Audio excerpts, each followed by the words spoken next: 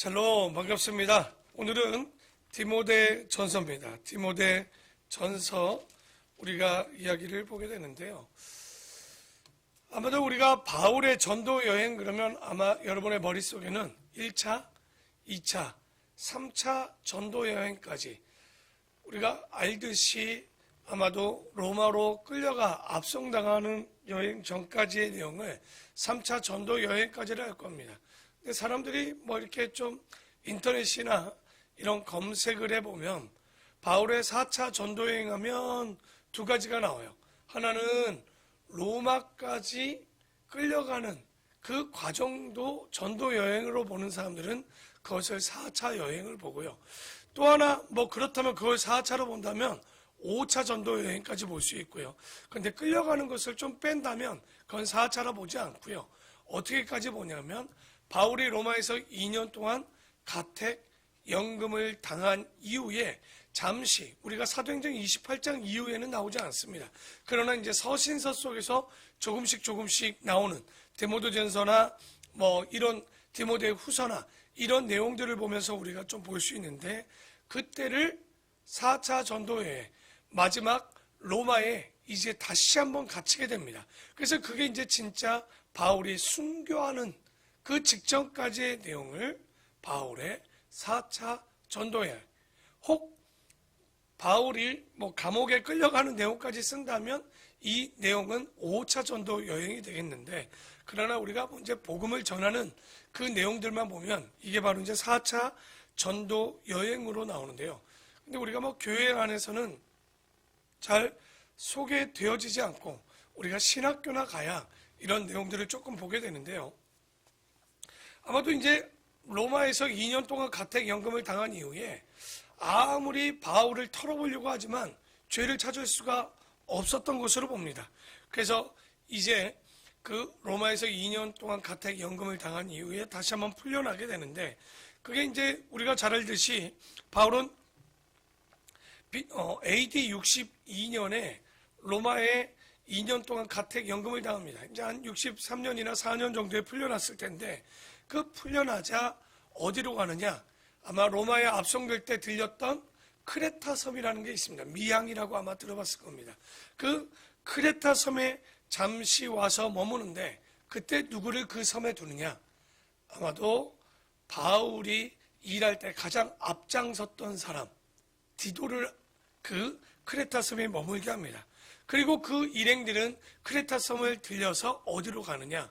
소아시아인 에베소로 이제 움직이게 됩니다.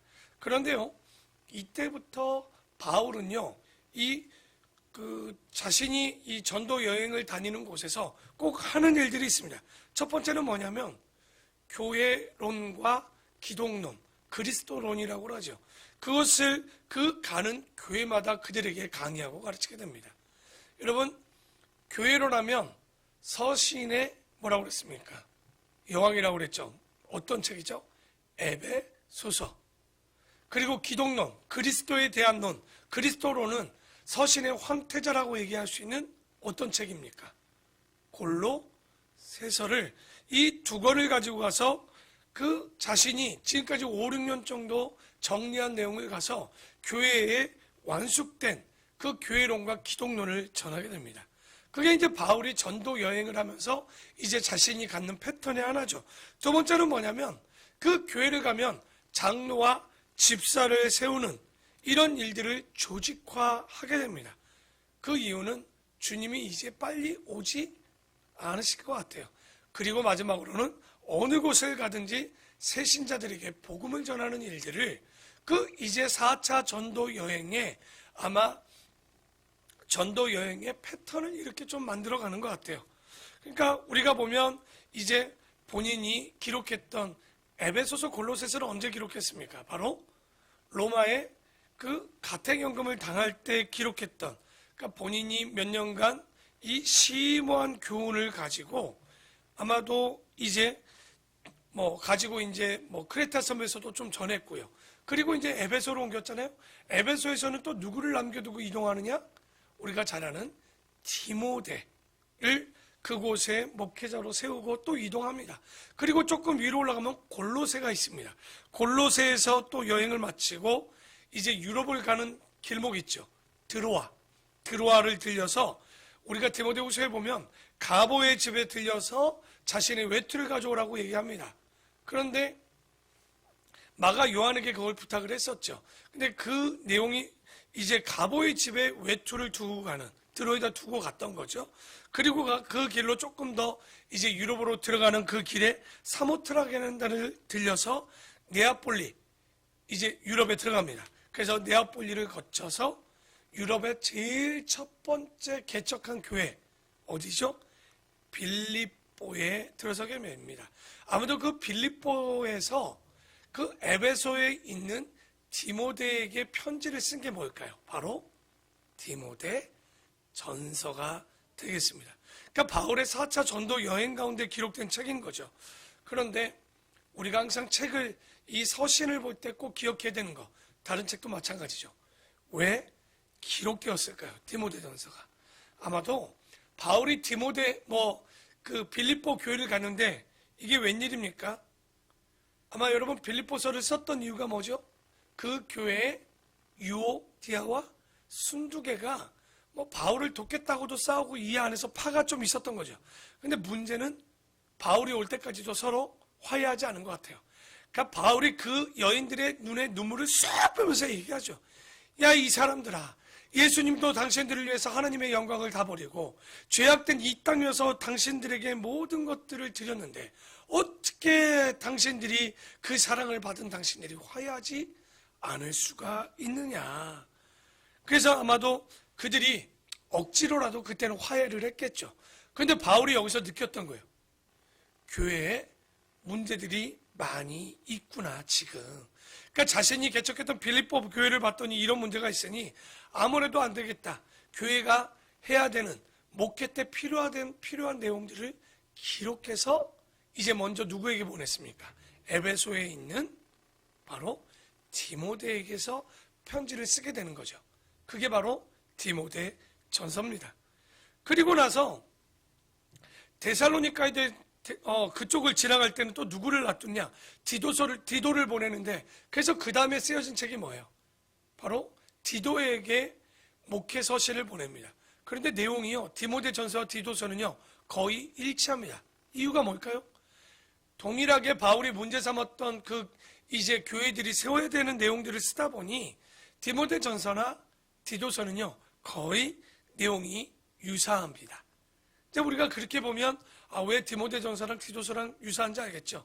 그러니까 바울이 4차 전도여행 때는 가는 곳마다 가르치는 게 동일했단 말이에요. 그래서 디모데 전서를 보면 이제 바울이 다시 한번 이제 디모데 전서의 개론을 한번 보겠습니다. 바울은요 감옥에서 풀려난 후 빌립보 근처에서 이 책을 기록해서 에베소에 있는 디모데에게 편지를 보낸 것 같아요. 한번 디모데전서 3장 14절 한번 볼까요? 3장 14절에 보면 이렇게 나옵니다. 내가 속히 너희에게 가기를 바라나 이것을 너희에게 쓰는 것은 만일 내가 지체하며 너로 하여금 하나님의 집에서 어떻게 행하여야 할지 알게 하려 함이니 이 집은 살아계신 하나님의 교회요 진리의 기둥과 터니라. 지금 바울이 에베소에 있는 디모데에게 편지를 보냅니다. 그러면서 지금 본인이 에베소에 가기를 원한다는 거죠. 그러나 15절에 뭐라고 그래요? 맨 앞에 부사가 하나 붙죠. 만일이라는 말은 뭡니까? 만분의 1이라도 내가 가지 못하게 되면 교회를 세우는 일에 있어서 이런 것들을 좀 알아야 되겠다 하고 지금 뭘 보내는 거예요? 바울이 자신이 가르쳐야 되는 그 내용들을 에베소 교회에 보내게 됩니다. 너무나도 감사하는 것은 그 보낸 서신을 통해서 지금도 우리가 그 책을 통해 목회를 할 때 배워야 되는 내용들을 다 배우고 있다는 거죠. 그러면 디모데전서에는 어떤 내용들이 있느냐? 한번 점검을 해보면 바울이 로마에서 가택연금 당한 이후에 2년 동안 그곳에서요 놀라운 건 그 감옥이 그에게 고난이 아니라 기회였습니다. 왜? 바로 바울의 신학에 있어서 큰 진전이 있었어요. 2년 동안 감옥에 있으면서 그냥 시간이 지나간 게 아니죠. 생각할 시간이 많았던 거예요. 왜냐하면 데살로니가 전서 초기 서신만 봐도요, 바울은 주께서 어떻게 하실 거를 생각했냐면 금방 강림, 재림하실 줄 알았단 말이에요. 그러나 그렇지 않은 걸 알게 되면서 에베소서와 골로새서를 딱 보면 재림에 대한 기대가 많이 떨어진 것을, 우리가 멀어진 것을 볼 수 있죠. 그러면서 바울이 그동안 연구와 기도와 묵상과 계시를 통해서 야, 주님이 재림이 그렇게 빠르지 않겠구나. 그래서 그때서부터 오고 오는 교회들이 봐야 되는 이 복음을 제대로 그들에게 가르쳐야 되겠다는 인식이 생겼던 거죠. 그리고 그래서 교회가 세워져야 되잖아요, 먼저. 그러니까 누구? 장로가 필요하고 교회를 섬길 집사를 세울 필요가 생겼고, 그 조직을 위해서 어떻게 아마도 장로와 집사를 세울 기준을 세우게 됩니다. 그래서 바울은 이 안에 어떤 내용들을 다니냐면, 먼저는 목회자의 사람들을 대하는 대인관계를, 원칙을 가르치고 있고요. 그리고 목회자의 가치관을 어떻게 가져야 되는지에 대해서 교훈을 남기고 있습니다. 그리고 본서는요, 목회자가 반드시 해야 될 일과 마땅히 하지 말아야 될 일들에 대해서 또한 기록을 하고 있어요. 또 목회자로서 반드시 숙지해야 되는 기본 상식을 가르치는데, 왜? 에베소에 있는 젊은 디모데가 이런 것들을 잘 배우지 못하면 젊다라고 멸시당할 수 있을 것 같아서, 우리 기억나죠? 골로새 교회 아키포가 아마 아볼로도 마찬가지였고, 그들이 인정받지 못하는, 그러니까 목회자라고 보냈지만 그들이 존경받지 못할 것 같으니까 반드시 숙지해야 되는 기본 사항들을 가르치게 됩니다. 또 목회자로서는요, 교회 안에 다른 교훈이 들어오지 않도록 감독하는 일들을 목회자가 감당해야 된다라고 이야기합니다. 그리고 무엇보다도 목회자는 착한 양심을 가지고 주님의 피로 사신 이 하나님의 양무리를 먹이고 치라고 바로 바울은 가르치고 있습니다. 그래서 우리는 디모데 전서를 볼 때, 구분할 때 바울 서신 중 가운데 어떻게 세밀하게 구분합니까? 디모데 전서, 디도서, 디모데 후서를 우리는 뭐라고 부르죠? 목회 서신. 왜 목회 서신일까요?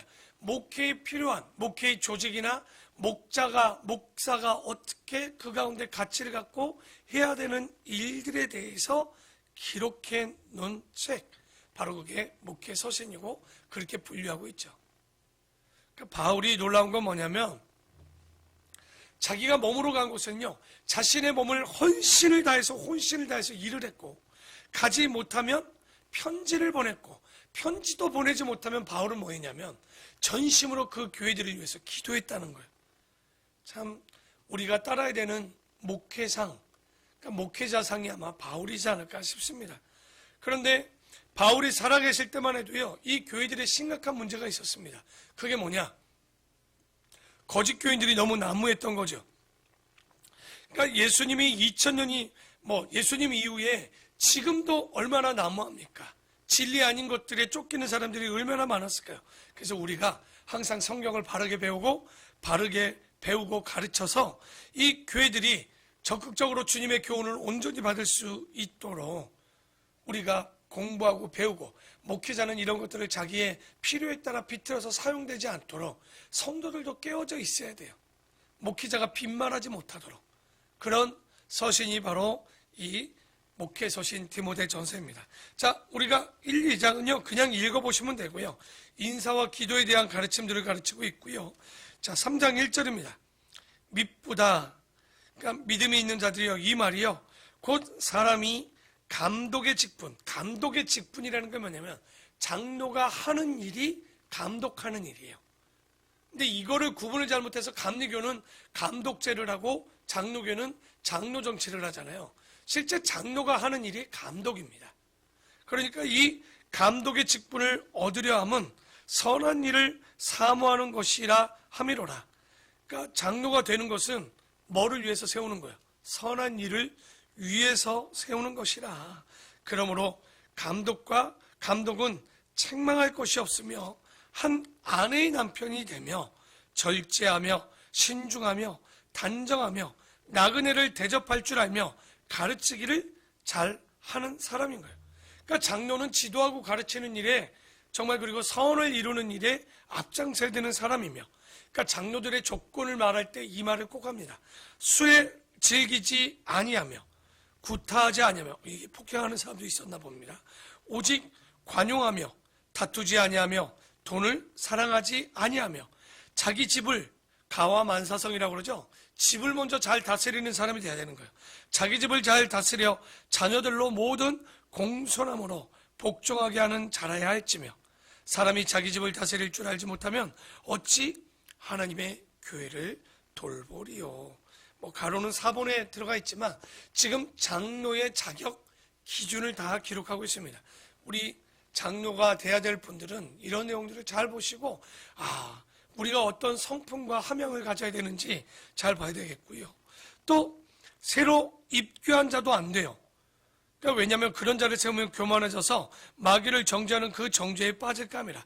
그러니까 아무리 이 사람이 학벌이 높고 해도요, 교회에 처음 온 사람, 갓 들어온 사람을 장로로 세워서는 안 될 것이며, 그리고 7절에 보면 또한 외인에게서도 선한 증거를 얻은 자라야 할지니 비방과 마귀의 올무에 빠질까 염려하라. 그러니까 장로란 사람들은 교회 안에서 인정받는 것을 뛰어넘어 지역사회 안에, 직장 안에서도 인정받고 존경받는, 그러니까 성도들의 수준이 있어야 돼요. 왜? 장로를 뽑을 때 장로가 안 되면, 장로감이 아니면 뽑지 않을 줄도 알아야 돼요. 정으로만 뽑아서는 안 됩니다. 그러니까 권사까지는 저희가 투표가 없지만 이제 장로부터는 투표를 하게 됩니다. 그러니까 아마도 이럴 때 시험 들어서 나가는 경우도 있어요. 그러나 시험 들어 나갈 정도면 장로가 되어서도 저는 안 된다고 봅니다. 안 되면 그만한 함양이 되지 못해서 못 되는 거예요. 그래서 우리가 항상 장로를 뽑을 수 있는 우리 성도의 수준도 돼야 될 것이고, 8절에 이와 같이 집사들도 정중하고 일구이연하지 아니하고, 여기 보면 이제 서리 집사가 아닙니다. 이건 원래는 안수 집사의 기준입니다. 일구이연하지 아니하고 술에 임박히지 아니하고 더러운 일을 탐하지 아니하고 깨끗한 양심의 믿음의 비밀을 가진 자라야 할지니, 이에 이 사람들을 먼저 시험하여, 여러분 먼저 시험하여서 세운 집사를 우리는 뭐라고 그래요? 서리 집사인 거예요, 이게. 그러니까 안수 집사는 항존직이지만 서리 집사는 계속 테스트하여서 시험하여 보고 그 후에 책망할 것이 없으면 직사의 직분을 맡기게 하는 거죠. 그러니까 집사를 굉장히 신중하게 뽑았습니다. 그래서 서리 집사를 한 뒤에 인턴십 한 이후에 안수 집사를 뽑은 거예요. 그래서 누가 그러더라고요. 장로도 서리 장로가 좀 있어야 되지 않냐. 그러니까 이 사람이 장로가 될지 안 될지 한번 보면 좋을 텐데, 뭐 틀리든 맞든 어쨌든 그만큼 훈련과 주변의 존중과 그리고 세워지면 그만한 그릇이 되어져야 되겠죠. 그리고 4장입니다. 4장 13절에 보면 내가 이를 때까지 읽는 것과 권하는 것과 가르치는 것에 목회자에게 하는 얘기입니다. 전혀 말하는 거예요. 여러분, 목회자가 해야 될 일만 하면 바쁘지 않습니다. 그리고 성도는요, 그 말씀을 따라 살도록 그 목회자는 또 해야 되고, 또 배운 말씀대로 산다면 선한 모습을 보여서 믿지 못하는 자들에게 그들을 인도할 수 있을 만큼 목회자는 그 함량을 가져야 되고, 성도들은 배워서 가르칠 정도의 훈련을 쌓아야 된다는 거예요. 이 교회와 목회자가 가져야 되는 함량인 거죠. 디모데전서 또 5장에 보면요, 성도들을 대하는 태도를 나옵니다. 1절에 보면 목회자는 늙은이를 꾸짖지 말고 권하되 아버지께서 하듯하며 젊은이에게는 형제에게 하듯하고, 그러니까 늙은이를 꾸짖지 말고 은밀한 중에, 그러나 어른에게는 절대 책망하면 안 된다라고 얘기합니다. 권할 수 있지만 목회자가 젊다고 젊은 목회자인데도 불구하고 목회자라고 나이 든 권사님, 장로님들을 막대한다, 홀대한다, 성경을 제대로 안 본 분들이에요.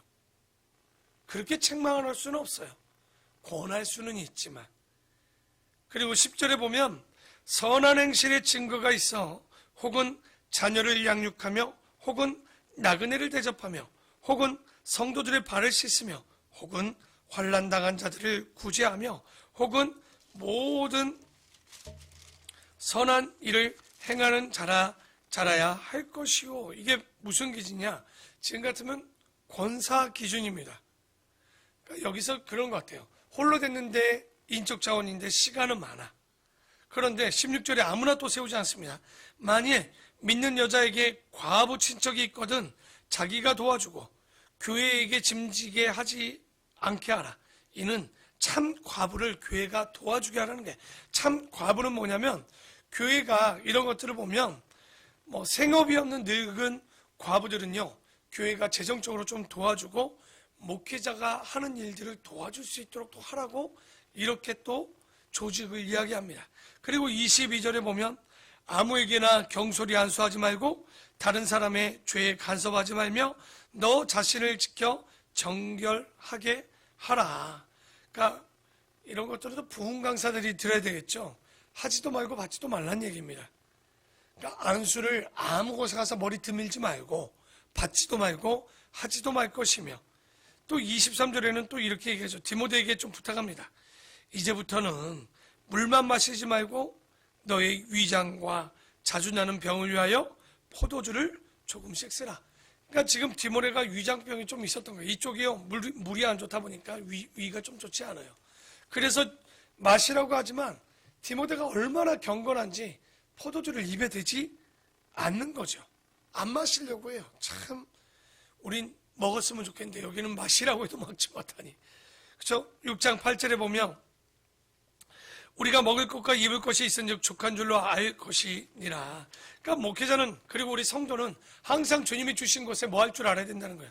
만족할 줄 알아야 되겠죠. 그리고 9절에 부하려 하는 자들은 시험과 올무와 여러 가지 어리석고 해로운 욕심에 떨어지나니 곧 사람으로 파멸과 멸망에 빠지게 하는 것이라. 돈을 사랑함이 일만 악의 뿌리가 되나니 이것을 탐내는 자들은 미혹을 받아 믿음에서 떠나 많은 근심으로서 자기를 찔렀도다. 그러니까 우리가 신앙생활하면서 돈을 섬기는 건 귀신을 섬기는 것과 똑같아요. 만문신을 섬기는 것 같아요. 항상 얘기하죠. 돈이 나쁜 겁니까? 여러분, 돈이 나쁜 걸까요? 아니요. 돈이 목적이 되면 안 되는 거예요. 돈은 도구입니다. 절대 목적이 되어서는 안 되는 거예요. 그래서 우리가 잘못하면 일만 악의 뿌리가 왜 돈이라고 그러겠습니까? 성경이 왜 4,000년 동안 쓰여지면서 왜 이런 말을 할까요? 여러분, 그냥 쓰여졌겠습니까? 제가 잘 사용할 수 있어요. 술 취하지 않게 저는 마실 수 있어요. 그게 되었으면 왜 성경은 그것을 금하라고 얘기했겠습니까? 다 이유가 있겠죠. 그래서 우리가 디모데전서를 보면서 참 놀라운 것은 사도 바울과 디모데가요, 어떤 부자지간보다, 어떤 사제지간보다, 어떤 형제지간보다, 어떤 친구들 관계보다 우정을 다해도요, 이 두 분만큼 돈독한 사이가 없는 거예요. 여러분, 마가 요한하고도 오해가 있었죠. 그러나 이 디모데하고는요, 나이 차가 남에도 불구하고 한 번도 오해가 없었고 죽기까지 변함없는 관계를 유지했단 말이에요. 그래서 사도 바울도 디모데를 보고 뭐라고 합니까? 사랑받는 디모데라고 얘기하죠. 그렇기 때문에 이 디모데가 에베소 교회를 바울에 이어서 온전히 섬기게 되는, 그러니까 참 대단한 관계를 갖는 거예요. 저는 교회 안에 왜 이럴 수가 있을까? 저는 바로 예절과 존중이 그들 가운데 있었다고 봐요. 예수 그리스도의 사랑 가운데 우리가 하나님의 형상을 대하는 자세가 좀 필요해요. 오늘도 보면 목회자가 성도를, 성도가 목회자를, 교회가 이 성도를 어떻게 대하는지에 대한 이야기들이 나옵니다. 그러나 우리가 분명한 건 누구를 대하고 누구를 사랑하든 하나님의 형상임을 잊지 마십시오. 우리가 교회 안에서 목회자가 성도를 대할 때, 성도들이 목회자를 대할 때 우리는 항상 존중이라는 그 말을 잊어서는 안 돼요. 그리고 서로 간에 사랑받는 누구라는 말이 서로 나올 수 있는 우리 성도가 되기를 바랍니다. 그래야지만 우리가 나가서 복음이 전해지는 거예요. 여러분, 자기의 주장, 자기의 의만 살면요, 정죄밖에 있지 않습니다. 그러니까 교회 안에 우리가 말하는 것을 보면요, 아직 더 죽어야 된다 하는 사람들의 특징이 뭡니까? 남을 정죄하기를 쉽게 해요. 왜? 나는 의롭거든요. 정말 우리가 그만큼 의로울까요? 그 의로움이 나타날 때 빌립보 교회 같은 문제가 생기는 거예요. 유오디아 순두개가 얼마나 바울을 잘 섬기고 주님의 나라를 위해서 일했습니까? 그러나 자기의 의가 있으니 남을 정죄하는 일이 벌어지는 거예요. 그러나 빌립보 2장 4, 5절 이하에 보면 주님께서 누구를 위해, 우리를 위해서 오신 그 모습을 볼 때 우리가 절대 싸울 수 없는 거예요. 절대 남을 정죄할 수 없는 거예요. 우리 눈에 들보를 가지고 남의 눈에 티끌을 어떻게 정죄할 수 있겠습니까? 여러분, 믿음은 사랑입니다. 그 사랑은 절대 누구를 정죄할 수 없는 거예요. 오늘 이 말씀을 가지고 바울을 통해서 보여주는 이 디모데 전서의 핵심은 뭡니까? 교회가 몸된 교회와 머리된 그리스도를 온전히 알면요, 이 성실하고 예절 바르게 사람을 대할 수밖에 없는 거예요. 오늘도 이 말씀을 붙잡고 정말 하나님의 형상 되어지는 우리 성도들을 서로 사랑할 때 정죄나 말로 상처 주는 자가 아니라 내가 가면 그곳이 화목해지고 인내하고 기다려줄 수 있는 믿음의 성도들, 믿음의 목자들, 믿음의 목원들이 되기를 주님의 이름으로 축원합니다. 기도하겠습니다.